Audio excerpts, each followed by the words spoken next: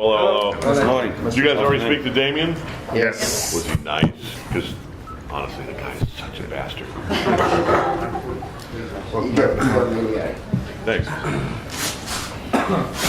Yeah, dude, that's not the poster that I signed off on. The one. That's the one everybody There was loves. like this big bald kind of penis head. I thought for a while that's what they were going to do, like the two floating heads, King's Speech kind of. But even that one, I think, I don't know. You like I it? guess for starters, Have you seen the international one? I don't know. International one's sweet. for starters, I'd be curious to ask you, Miles. Well, is this not international? I mean, are we not in? We are. Yeah.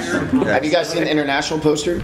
It's very Hitchcockian. It's like I'm on it's like a diving board, but it's a drumstick, and I'm very small, and it's like this nice creamsicle color. Oh, I've seen it. Yeah. Right. Yeah, it's cool. You guys should check it And out. where am I? What am I doing on that poster? Your name is under mine, right at the bottom.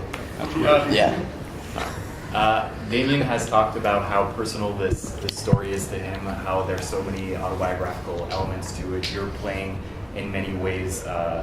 You're reliving the experience that he went through. I'm curious if you can talk about conversations that you would have had with him about his own experiences beyond the script. Yeah, I guess not too much other than, is this believable? And that's stuff I kept asking him. I mean, when he's talking about, splattering blood on the cymbal and, on the snare and all this stuff, and after the drum thing, our hands are covered in blood, I was just like, is this shit believable? And he goes, oh yeah, after, when I would be drumming for long periods of time, all my drumsticks would be covered in blood. And after I started kind of rehearsing and practicing as much as I did start getting blisters, and I was, a lot of Band-Aids, a lot of blood and that. But I think in terms of, Damien wrote a beautiful script, and I think that's the actor's job to make it as personal to them as they can. I was very much in Andrew's, in that world, and I kind of understood what, it was very simple. The guy just wanted to be the greatest drummer that ever lived. It was nice to play a character that he has one goal in mind. I don't have all these relationships. My relationship is like with this dude and with my drums, Were you guys kept separated through the shooting? Yeah, it was a contractual. Well, thing his for trailer me, was that so he was big not that I allowed couldn't- to look at me or speak to me. Yeah. No, we had. The we looking actually, at you wasn't a problem. It's nothing. We settled into this rhythm pretty quickly. Actually, we just behaved like a couple of douches in between, and had a good time and kept it light because there was enough drama when the cameras were rolling. Right. But both of your characters are going to be seen very different from sort of general audiences and from musicians. I'm just wondering about how the response has been from people who've seen this film in the different environments. From musicians. And specifically musicians, I think that for regular audiences, you're a bad guy. For musicians, you don't go far enough. So I'm just wondering what your response would be. Yeah, a lot of musicians, had a guy like me, in their background. Even guys that didn't play with Buddy Rich. But the most gratifying thing to me is that between Miles and Damien and myself, all actually having musical background, the first thing that we all hear from musicians is, "Well, you guys were bringing it. You guys knew what you were doing, and you really made, a musical movie." And obviously the final step in that was the way that it was assembled, the way that Damien and the editor, put it all together, which was brilliant. So that's the first thing to me. But yeah, there definitely are the two things that I get are musicians saying that they had whether it was a teacher or a conductor or somebody that they were like, yeah, he was at least that hardcore, either that or coaches. Like Miles equates it to a baseball coach he had. For me, it was a high school football coach I had that was like, you look back and you go, what a psycho, man. Dude, back off. Yeah. But if you had a coach or one of those musicians like, I'm that guy. Like, have you had that? Oh, no, I haven't met that guy yet. I don't think nobody's they admitted yet. to it. Yeah. Hey, buddy, just so you know, I'm that guy. Oddly, I did have that when I was doing Oz a few times, which was a little. Jesus. I have guys come up to me on the street, go, right on, man. Dig what you say. Whoa. Speaking of which, do you have to build up to project that level of authority, or is something that comes naturally to you? just a natural Yeah. bastard. Yeah. Yeah, I mean, yeah, it's it's like anything you're bringing out, whether it's laughter or tears or anger or whatever it is. I mean, you got to go down and get it and bring it out. But that's our job is to have all that accessible to ourselves and be able to do it. So I think for J.K., at least for this is going to be bullshit. J.K., but also for the character of Fletcher, J.K. as an actor has such control over his voice, and he does have, and that's a very powerful tool for an actor, especially if you come up through the theater. There, that's always kind of taught. But for J.K., yeah, he can get very quiet, and he can also get very loud, and his mannerisms as Fletcher very, very controlled and precise. And then also kind of the physicality that he brought to Fletcher. It's all there. Wow, that's actually J.K.'s wardrobe that he's wearing. Yeah, that was stuff I had in my closet. Like yeah. Can you talk a little bit just about jazz? I mean, it's hard to imagine this film really working in with another type of music to the same extent, having the same amount of resonance. I mean, you just can't get the music out of your head when you walk out of the film. It's marvelous. It's well, first of all, I want to throw Justin Hurwitz's name out there and Tim Simonek. The two guys who the music from the movie that is original was mostly Justin and some of Tim's stuff, and those guys are awesome and I deserve a lot of credit. But neither one of us came. I mean, Miles came from a jazz. I called him Damien and Damien Miles the entire movie. Damien came from a jazz background, but Miles and I both, our musical background was not jazz, and I think both of us really gained more of an appreciation for jazz as an art form as we prepared for the movie and shot the movie. Obviously, you both play musical instruments anyway. Was this kind of a dream role, being able to show that you have these other skills in a way you haven't been able to before? Yeah, for me, I mean, my mom says that will always be her favorite movie because she gets to watch her kid play music, and my mom was always like that. She, I played, all my sisters played piano, and then my sister played clarinet. I played saxophone. I played guitar. She kind of played flute for a little bit, not really. It wasn't very good. And so, but yeah, we always had a household where it's like everybody was playing multiple instruments, and there was this kind of chaos going on. And I think most parents would tell the kids to quiet down. They're watching TV or something bizarre like that. And my mom just loved it. She'd be singing, and she just always kind of, I think, wanted this Partridge Family kind of thing. Like, I'm serious. I really think she thought that she'd be like the lead singer in her kid's band kind of thing. But yeah, I mean, it's rare to find a movie where you get to, kind of play an instrument that's not a biopic. And for me to be able to play drums in something was great, because with drummers, nobody ever tells you, hey, play a drum solo. Like, the drums are usually the one people are, because if you're not good, it is noise, and it really, drums are hard to exist by themselves if you're not doing snare work. Drums are meant to kind of like be the rhythm of of the instruments kind of thing. So yeah, it was very gratifying. It'll probably never happen again. No, the And film James, places. JK, for you, that was you actually playing the piano as well. Yeah, I did play the piano, and that's not. I mean, I studied music in college, but I was never good at any instrument. My hands just don't work that way. But I did study conducting and composition and singing. I was a singer, so it was. I'm going to do the in the pocket thing now. It was cool when I was playing the piano. I mean, I had to. It was pretty simple. Piano, obviously, but I practiced it quite a lot because, again, my hands just don't connect. And there were times when I was playing with that quartet where there were brief moments where I got to feel, like Miles often did as we were playing with the big bands. Wow, this is what it would be like, if I actually had the chops to do this for a living. I mean, this feels pretty great. If you could talk about the performing of the music. I mean, a bunch of it was done live. Some of you are not always planning to playback. Just talk about the challenges of that, and very briefly, what brought you to the original short? Well, what I got the Jason Reitman handed me the script for both the short and the feature. Both scripts, were together. And I mean, the fact that it came from Jason's hand to mine was that was almost enough right there. I mean, I knew it was going to be something good. And when I read, I don't even remember which order I read them in, but I read them both, and they were both such fully realized, brilliant, and I don't use that word lightly, stories that it was, I mean, it was an absolute no-brainer for me to, sign up to do the short so that we could generate the budget to be able to make the feature.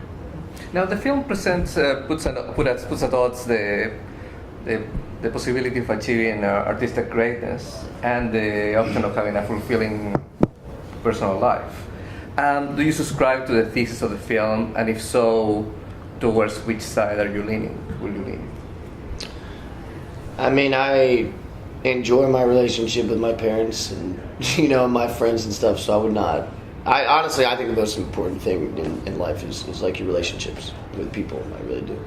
And so for me, but it is a balance, especially the last 2 years when I've been working. Mm-hmm. Relationships are naturally just going to fall off, and it is kind of a business where you can get, I tell people, like, I'm very happy by myself because the work does kind of keep you entertained and keep you focused. But no, I mean, it's all balance. I think that is a big part of life as well, man. You got to be able to balance. And for me, I can see when, part of when I'm kind of off balance, I can see when, okay, maybe I haven't talked to my, parents for a long time. Okay, let me, start that back up.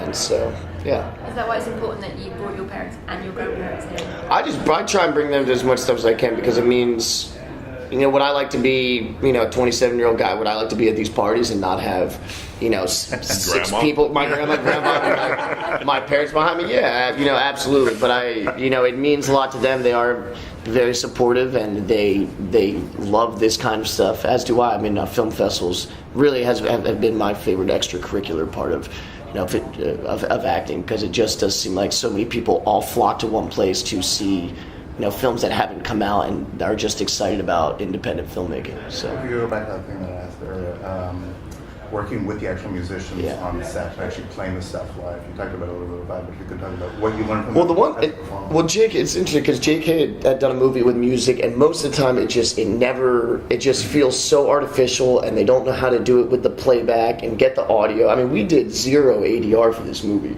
There was literally no ADR for this movie. Damien is a freaking wizard because he and just on set, the way he was doing the playback, between the playback and when we were playing live, it was just all so symbiotic. I mean, the musicians in the scenes, most of them are real musicians. I think pretty much all of them are. So they would be playing with the playback, and it was just, it was cool. And you just felt like you were playing, when we were doing those, when we were at the first Denellen thing, or whatever it was, when we're playing Whiplash, when I first get on the kit, I don't know what happens to that folder. I really don't. Yeah, dude. Who knows what happens to that shit? Yeah. I didn't lose it. Yeah. I swear to God. But no, you feel like you're part of you just feel like you're part of an ensemble, and you feel like you are actually playing, which you are. So. Now, when you're reading the script before shooting the film, and you come to the final scene, what's your reaction? Do you think, is this doable? You feel? Well, yeah. I mean, that was the question. Is can you pull this off? And I mean, the answer is yes, man, because we've seen audiences respond to it now, and I think we both quickly developed a confidence in Damien that he was going to be able to do it, make it work. Mm-hmm. I think it's awesome that the film ends with a climax. I mean, I can't even tell you the last film I saw that the last scene in the movie was the best scene in the movie. That just rarely do films leave you like that. Right. Yeah. It really ends with the. I mean, there's no denouement. Yeah. It's like bang over. Which is awesome. JK, people have said that this is the performance of your career. And Mark. Well, have you seen his career? I mean. And the word Oscar has been bandied about. How have you got to this point where in your career this sort of part of you has only come up now, and where can you go from here?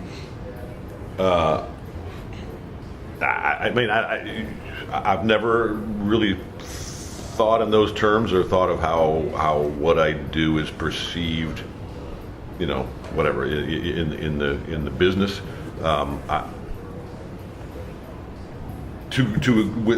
With varying degrees of success, I've always gravitated towards what I think is a good project and a good script and a good director and good actors to work with, and this is one of those instances where,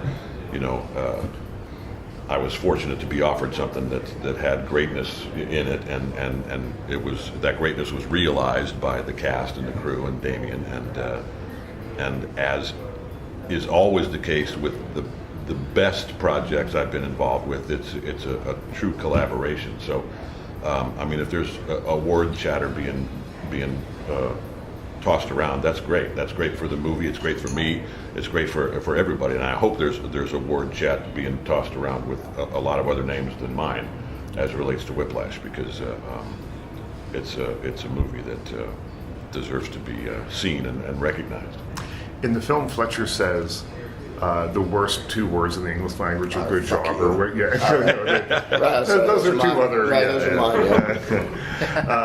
And I wonder, what's your take on it for each of you? I mean, there is something to be said for mentoring, the kind sort of mentor. There's something to be said, though, for someone that takes you aside and says, you know what, not good enough, do it again. And I subscribe not to the Fletcher degree, but I subscribe to the other end of it. I think a bit of criticism works well. For each of you, what's your take? Yeah, I mean, I was never the kind of kid that wanted to be coddled. I did like when the coaches I had that were tough. I liked that. When I was in theater school, I had this one teacher that everybody thought was just crazy and like outrageous and stuff. But I saw the method to her madness. Right. I do think that as long as it's coming from a point of view that you respect their opinion. Right. You want somebody. You can't just have anybody just barking orders at you, because as soon as you lose that respect for it, it doesn't matter what they say. But at the same time, I don't think I would be anywhere if I just had people kind of telling me every shit I did was good. I think so too.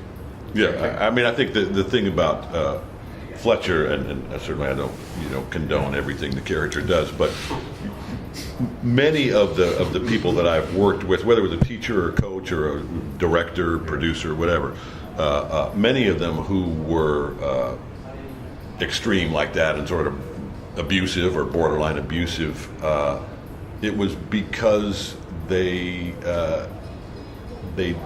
realized their own inadequacies, and in Fletcher's case, it's a different thing. I mean, in Fletcher's case, it's a true passion for the work, the music, the art, the greatness.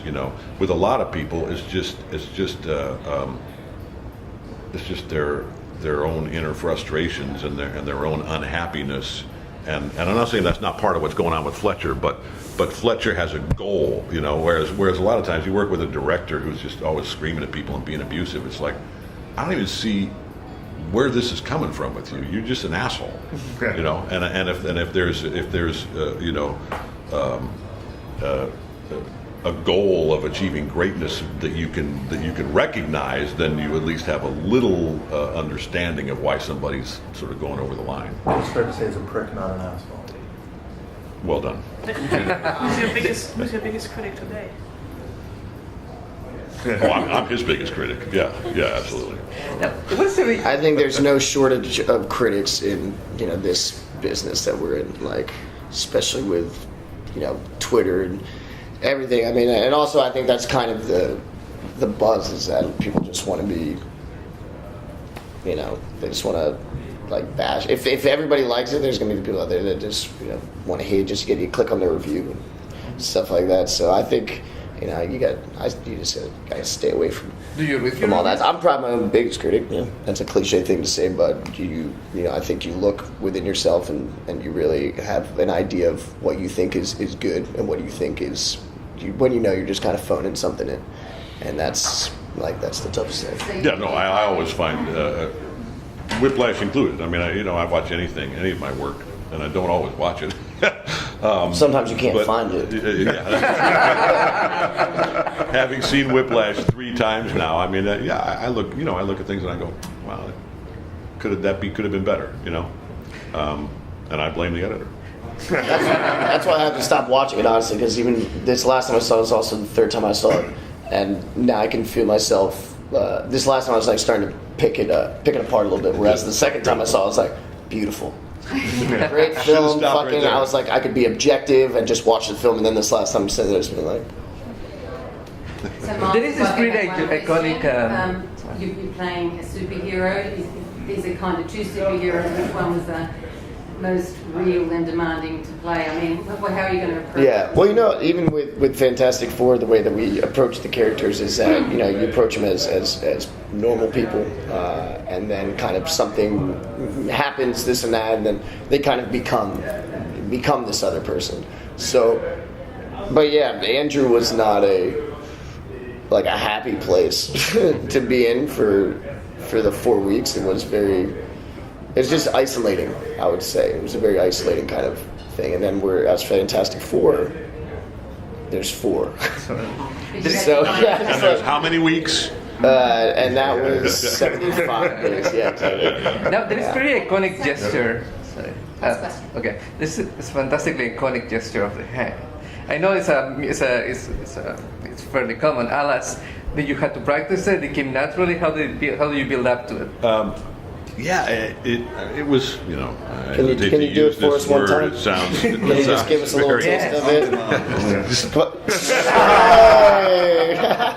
It sounds very sort of actory to say, but it just came organically. I mean, it was a part because jazz conductors, are not, like band conductors or orchestra conductors. There's a lot more leeway, so guys make it their own, and that just seemed like a Fletcher kind of thing, Plus, you got to flex the bicep. Plus, I while got you're doing to it. show you. Yeah. Thank you. All right, thanks. Thank you. Thanks.